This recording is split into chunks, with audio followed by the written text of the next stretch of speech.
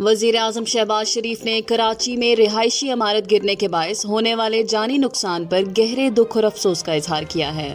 وزیر اعظم آفس کے press wing کی جانب سے جاری بیان کے مطابق وزیر اعظم نے حادثے میں جاں بحق ہونے والوں کے درجات کی بلندی کی دعا کی اور ان کے اہل خانہ سے تعزیت کا اظہار کیا۔ وزیر اعظم نے حادثے میں زخمی ہونے والوں کو ہر ممکن طبی سہولیات فراہم کرنے اور عمارت کے ملبے تلے دبے افراد کو بچانے کے حوالے سے ریسکیو آپریشن تیز کرنے کی ہدایات کرتے ہوئے کہا کہ مستقبل میں ایسے حادثات سے بچاؤ کے لیے ترجیحی بنیادوں پر حکمت عملی مرتب کی جائے گی۔ دفتر خارجہ نے اپنے ہفتہ وار پریس بریفنگ میں کہا کہ بھارت دہشت گردی میں ملوث ہے اور دہشت گرد افغانستان کے اندر موجود ہیں۔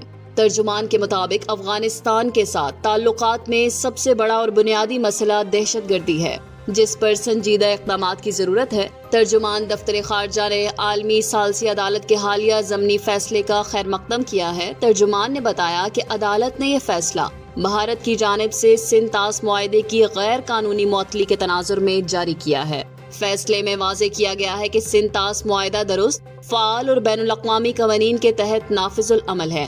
دفتر خارجہ کا کہنا ہے کہ اس فیصلے سے ظاہر ہوتا ہے کہ بھارت کو سندھ طاس معاہدے پر یک طرفہ کارروائی کا کوئی حق حاصل نہیں ہے۔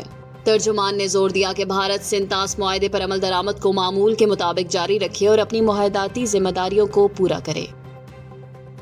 ملک کے بالائی علاقوں میں لگاتار موسلا دھار بارشوں کے باعث تربیلا ڈیم میں پانی کی سطح بلند ہو گئی ہے، جس میں حکام نے ڈیم کے سپل ویز کھولنے کا فیصلہ کر لیا ہے۔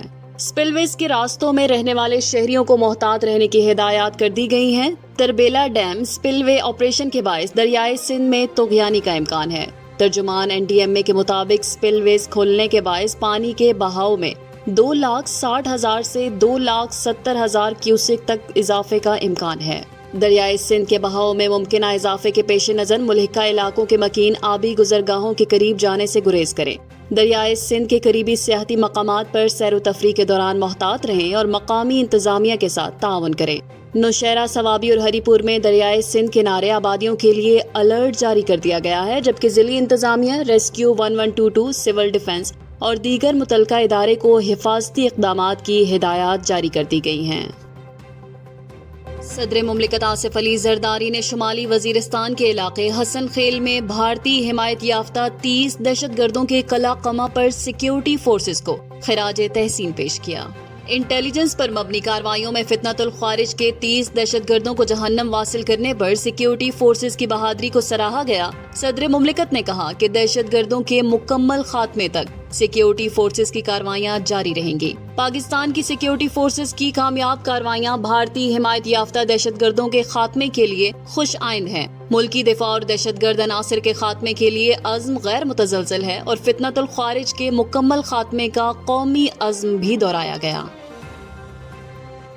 حکومت نے ایران و عراق جانے والے زائرین کے لیے پروازوں میں اضافہ اور فیری سروس شروع کرنے کا فیصلہ کیا ہے۔ وزیر اعظم کی ہدایت پر زائرین کے مسائل حل کرنے کے لیے خصوصی ٹاسک فورس کا اجلاس ہوا، جس کی صدارت وفاقی وزیر داخلہ محسن نقوی نے کی۔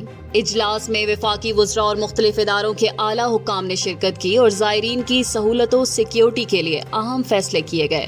سول ایوی ایشن نے بریفنگ میں بتایا کہ ایران کے لیے ہفتہ وار پروازیں 6 سے بڑھا کر 15 کر دی گئی ہیں۔ 40 کے موقع پر عراق کے لیے 107 خصوصی پروازوں کا انتظام کیا گیا ہے۔ غزہ میں جنگ بندی پر حماس کا جواب 24 گھنٹوں میں آئے گا۔ ڈونلڈ ٹرمپ نے بتایا کہ اسرائیل حماس کے ساتھ 60 دن کی جنگ بندی کی شرائط قبول کر چکا ہے۔ صدر ٹرمپ نے امید ظاہر کی ہے کہ یہ تجویز خطے میں تنازع کے خاتمے کا باعث بنے گی۔ امریکی صدر نے کہا کہ سعودی عرب سے بھی بات چیت کی گئی ہے تاکہ معاہدہ ابراہیمی کو مزید وسیع کیا جا سکے۔ انہوں نے واضح کیا کہ آئندہ 24 گھنٹوں میں حماس کے فیصلے کا پتہ چل جائے گا۔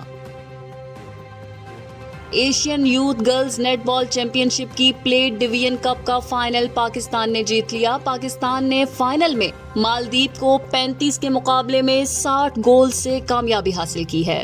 پاکستان چیمپئن شپ کے پلیٹ ڈویژن کپ میں ناقابل شکست رہا۔ پاکستان نے فائنل سمیت مسلسل 7 میچز میں کامیابی حاصل کی ہے۔ فائنل میں پاکستان نے مالدیپ کو کسی کوارٹر میں برتری نہ لینے دی۔